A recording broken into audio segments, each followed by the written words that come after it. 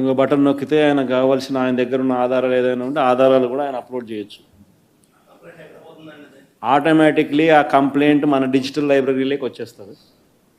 ఆ యాప్ ద్వారా మన డిజిటల్ లైబ్రరీ మన దగ్గర ఉన్న మన సర్వర్లలోకి మన డిజిటల్ లైబ్రరీలోకి వచ్చేస్తుంది. రేపొద్దున మనం ముఖ్యమంత్రి అయిన తర్వాత ఆ డిజిటల్ లైబ్రరీ మనం ఓపెన్ చేస్తాం. రేపొద్దున ఎవరికి రాష్ట్రంలో ఏ కార్యకర్తకైనా ఎవరికైనా కూడా ఎటువంటి అన్యాయం జరిగినా, ఏ అధికారి వల్ల అన్యాయం జరిగినా, వాళ్ళ పేరు, ఏ రకంగా అన్యాయం చేసినాడు, ఎవరి ప్రోద్బలంతో అన్యాయం చేసినాడు, ప్లస్ నెక్స్ట్ బటన్ మీ దగ్గర ఏమైనా సాక్ష్యాలు ఏమైనా ఉంటే ఏమైనా అప్లోడ్ చేయాలనుకుంటే చేయండి. వీడియోలు కానీ నీకు ఇంకా వేరే సాక్ష్యాలు కానీ ఏమైనా ఉంటే మీ దగ్గర ఉంటే మీరు చేయండి. సో అవి కూడా ఒక అవకాశం. అవన్నీ ఆటోమేటిక్లీ మన సర్వర్లలో మన డిజిటల్ లైబ్రరీలోకి వెళ్ళిపోతుంది. మనం వచ్చిన తర్వాత అవి ఓపెన్ చేసి ఎవడెవడైతే మన కార్యకర్తలను అన్యాయం చేసినాడో వాళ్ళందరినీ కూడా చట్టం ముందర ఏ రకంగా నిలబెట్టాలనో ఆ రకంగా నిలబెట్టించి అందరినీ కూడా సినిమా చూపించే కార్యక్రమం మాత్రం జరుగుతుంది. వాళ్ళు చేసినవన్నీ కూడా వడ్డీతో సహా ఏదైతే నువ్వు ఎత్తుతున్నావో అదే పండుతుంది. ఎక్కడో కూడా మనం అన్యాయం చేయడం లేదు. ఏదైతే మీరు ఎత్తినారో అదే రేపొద్దున పండుతుంది. చక్కెర వడ్డీతో సహా చెల్లించే పరిస్థితి వస్తుంది. అదొకటి ఖచ్చితంగా నెక్స్ట్ 10 రోజుల్లో రిలీజ్ చేయబోతున్నాం.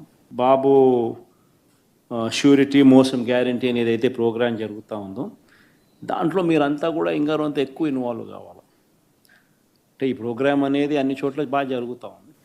ఆర్గనైజ్డ్ పద్ధతిలోకి తీసుకొని రావాలంటే గ్రామ కమిటీస్ను మనం ఎఫెక్టివ్లీ ఫామ్ చేయాలి. ఎఫెక్టివ్లీ మనం ఫామ్ చేసే ఒక అవకాశం దీనివల్ల మనకు వచ్చింది ఈ ప్రోగ్రాం వల్ల. ఈ ప్రోగ్రాము ఎందుకు ఎంత బాగా ఉందంటే ప్రతి చోట కూడా చంద్రబాబు నాయుడు చేసిన మోసం అనేది క్లియర్ కట్గా కనిపిస్తూ ఉంది. ప్లస్ మోస్ట్ ఇంపార్టెంట్ థింగ్ ఏంటంటే మనల్ని పోగొట్టుకున్నామనేది కూడా ఆటోమేటిక్లీ కార్యకర్తల్లోనూ శ్రేయోభిలాషుల్లోనూ ప్రతి గ్రామ స్థాయిలోనూ కూడా అది విపరీతంగా కనిపిస్తుంది.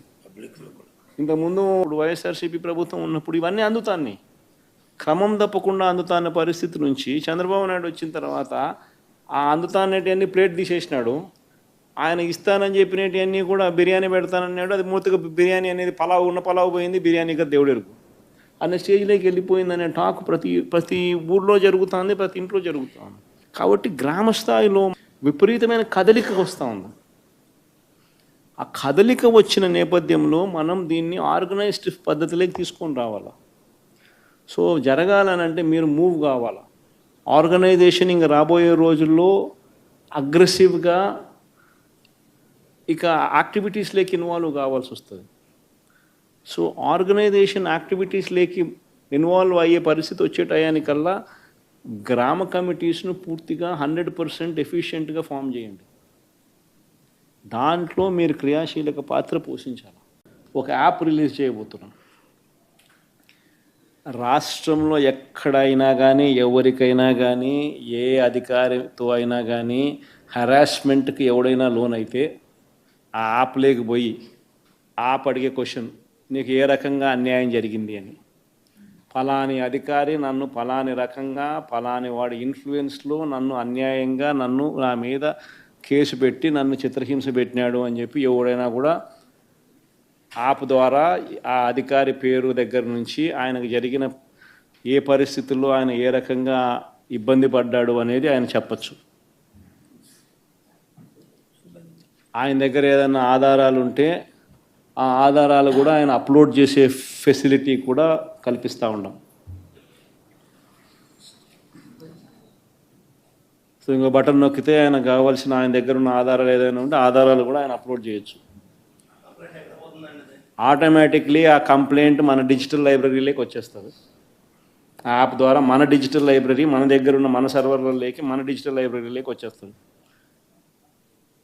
రేపొద్దున మనం ముఖ్యమంత్రి అయిన తర్వాత ఆ డిజిటల్ లైబ్రరీ మనం ఓపెన్ చేస్తాం.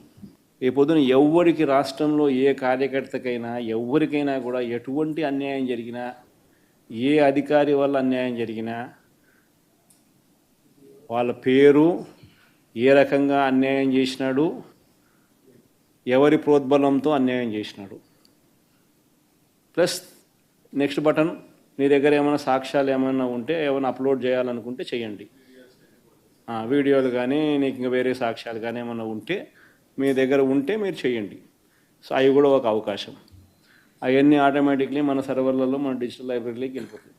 మనం వచ్చిన తర్వాత అవి ఓపెన్ చేసి ఎవడెవడైతే మన కార్యకర్తలను అన్యాయం చేసినాడో వాళ్ళందరినీ కూడా చట్టం ముందర ఏ రకంగా నిలబెట్టాలనో ఆ రకంగా నిలబెట్టించి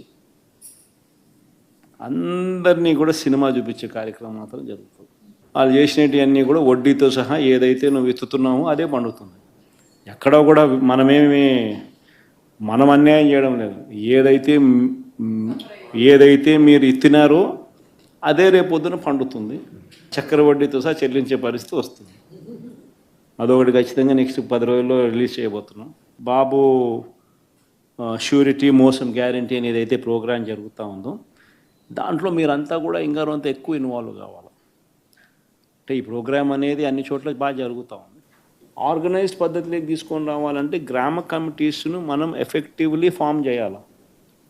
ఎఫెక్టివ్లీ మనం ఫామ్ చేసే ఒక అవకాశం దీనివల్ల మనకు వచ్చింది ఈ ప్రోగ్రాం వల్ల. ఈ ప్రోగ్రాము ఎందుకు ఎంత బాగా ఉందంటే ప్రతి చోట కూడా చంద్రబాబు నాయుడు చేసిన మోసం అనేది క్లియర్ కట్గా కనిపిస్తూ ఉంది.